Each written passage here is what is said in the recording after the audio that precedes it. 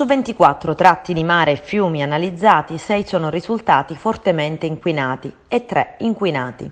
Si tratta di punti potenzialmente frequentati dai bagnanti ignari delle acque con parametri non a norma. È quanto emerge dall'analisi sulla qualità delle acque realizzata da Goletta Verde, la storica campagna estiva di Legambiente presentata a Palermo.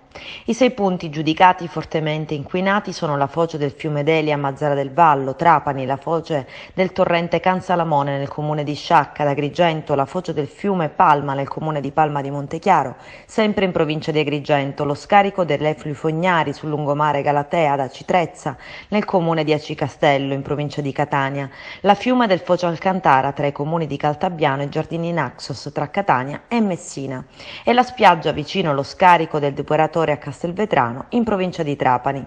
Gli altri 3 punti giudicati invece inquinati sono la foce del Nocella tra Terrasini e Trappeto a Palermo, la spiaggia vicino al torrente Rizzuto a Butera in provincia di Caltanissetta e la spiaggia vicino alla foce del Gattano a Gela in provincia sempre di Caltanissetta.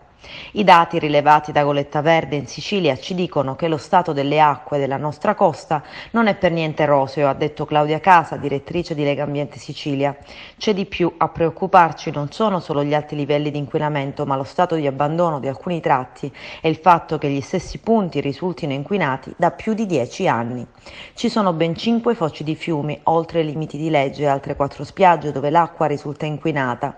In questa blacklist rientrano alcuni punti che Legambiente conosce a menadito perché praticamente da circa 10 anni sono presenti in questo triste elenco.